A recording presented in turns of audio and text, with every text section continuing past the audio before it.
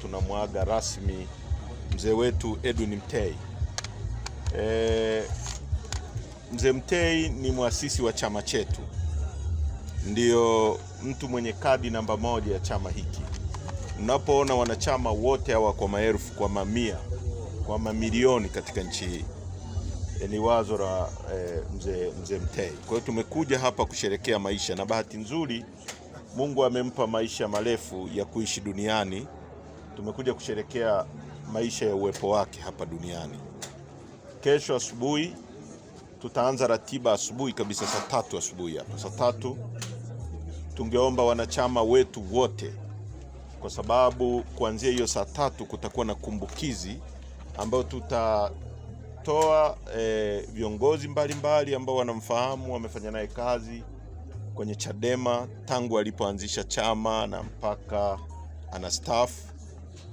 Wataeleza historia ya maisha yake, na hiyo itasimamiwa na chama moja kwa moja kwa muda wa risali moja tutaeleza. Lakini kwa sasa tutakwenda hospitali ya Seriani ambapo utauchukua mwili na utaongozwa na wanachama wetu pamoja na familia, na tutauleta mpaka hapa nyumbani tayari kwa maandalizi mengine ya kesho.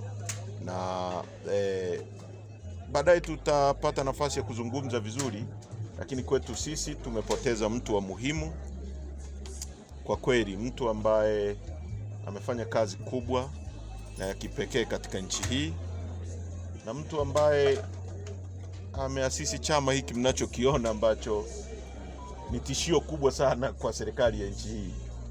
Uwepo na existence ya CCM, tishio lake kubwa ni Chadema, na hili ni wazo la mzee Mtei. Kwa hiyo tunamshukuru sana kwa hiki alichotufanyia sisi kama wanachadema na kama Watanzania na dunia nzima, kwa sababu Chadema sasa ni chama ambacho kipo everywhere duniani hapa. Mimi sio msemaji wa serikali, na kama mnavyojua sisi Chadema hatujashiriki kwenye tukio lolote linaloitwa uchaguzi. Hatutambui serikali iliyopo, kwa sababu ni serikali iliyojiweka madarakani bila ridhaa ya umma kwa mtutu wa bunduki. Kwa hiyo sisi hatutambui kama wanakuja, kwa sababu hata hivyo hatupangi ratiba ya serikali. Niulize mambo yanayohusu Chadema, nitakuwa tayari ku clarify mambo ya Chadema na mambo ya nchi yetu, lakini mambo ya mtu mwingine ambaye anakuja msiba, watu hawatoi kadi. Kisheria court injunction inaweza kudumu kwa miezi 6 peke yake. Sasa wanasheria wetu watafafanua vizuri, akiwemo mwanasheria mkuu wa chama, lakini wakili Welewele yuko hapo, kwa sababu najua chama chetu kimesheheni wanasheria. Sasa unapofanya matukio ya hira, mwisho wa siku unakuta huja update vile vitu, na mpaka ina elapse muda ule wa injunction unaisha, hawakuwahi kuenda kufungua tena hilo zuio ambalo hawawezi tena kuliomba. Kwa hiyo sisi kwa sasa, kama alivyoandika mwanasheria mkuu wa chama, hakuna injunction tena yoyote ya kuzuia kufanya shughuli za chama, na tutatoa program sasa za kuroll out ni nini tunaanza nacho rasmi, na tutakuwa tayari kwa mikutano ya chama, vikao vya chama, ofisi za chama kufunguliwa nchi nzima. Na Chadema kama alivyosema mzee Mtei, hili neno hakuna kulala mpaka kieleweke. Ameliasisi mzee Mtei, no compromise. Si kama mnaelewa, linabeba ujumbe mkubwa, kwa sababu kuna watu nimesikia wanasema mzee Mtei hakuwa confrontational. Ukisoma hilo neno linakuambia nini? Message hakuna kulala mpaka kieleweke. Maana yake hakuna kukata tamaa, hakuna compromises za uongo, hakuna vitu vya ambavyo havina maana mpaka ambapo tutakapobadilisha nchi hii. Kwa hiyo sisi tutaenzi hili neno rasmi, kwa sababu sasa kama chama kitakuwa hakina zuio, watakao kuwa natufanyia fujo kama mausidi ambao umeona nchi nzima. Leo tunazungumza hapa, mwenyekiti wetu wa wilaya ya Mbeya vijijini amekamatwa kwa sababu anahoji kwa nini OCD akashushe bendera ya chama. Ni kitu ambacho hakijai kutokea, very strange. Lakini pia mnajua kuna vyama vinaitwa vyama 10 na ngapi kwenye nchi hii. Kuna chama kingine chochote kinachoshushiwa bendera na polisi wenyewe, sio CCM, polisi. Maana yake CCM wameshindwa, hawezi kudeal na sisi. Sasa tuna deal na dola, na ndicho kinachoendelea. Dola ikikaa pembeni tu, tutakuwa pale juu, tumekaa pale tunaongoza nchi hii. Kwa hiyo halina ubishi. Kwa hiyo ndio hivyo, iwe nchi ya haki, ya demokrasia na inayojali haki za binadamu, na hicho ndicho alichokipigania Mzee Mtei. Ratiba rasmi haijatoka ya kusema kwamba tumepewa saa moja.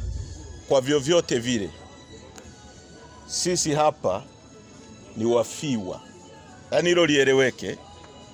Sisi ni wafiwa kabisa.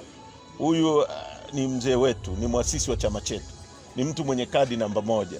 Kwa chochote kitakachofanyika hapa kitafanyika kwa masikilizano kati yetu na familia. Sisi ni sehemu ya hii familia, ni sehemu. Huyu mzee ukimuuliza maisha yake kabisa tangu astaafu serikalini ni Chadema. Kwa hiyo hakuna mtu hapa ambaye amekuja hivi na ambaye no. Hiyo haipo. Tuache hayo mambo ya mtaani. Tutapata nafasi ya kutosha, na hata kwenye tukio lile rasmi kabisa nina imani na nina uhakika kwamba Chadema itakuwa visible na itapata nafasi ya kutoa message kwa ajili ya mzee na kwa ajili ya watu. Niseme hivi, msiba unapotokea watu wote huwa wanashiriki kwa kweli. Sijai kuona sehemu yoyote mtu amezuia mtu asiende msibani au asishiriki kwenye msiba, kwa sababu Mzee Mtei amekuwa governor wa BOT wa kwanza katika nchi hii. Amekuwa waziri wa fedha, amefanya kazi IMF, amefanya kazi East Africa Community. So, sisi we are proud kwamba muasisi wa chama chetu ni msomi mkubwa na mtu mwenye track record safi. Kwa hiyo mengine tutazungumza. Kwa hiyo msiba huu ni wa wote na wote wana haki, hata wale tusiopendana nao watakuwa na nafasi yao hapa, wala hatuwezi kuwazuia, kwa sababu rafiki yangu sio necessarily awe rafiki yako, anaweza kuwa adui yangu akawa rafiki yako. Kwa hiyo wengine ni watu wa familia, na sisi kuna mipaka kati ya chama chetu na family na watu wanaokuja hapa. Usisahau kusubscribe na kugusa alama ya kengele ili uwe wa kwanza kupata taarifa zetu kila tunapoweka Msomi News.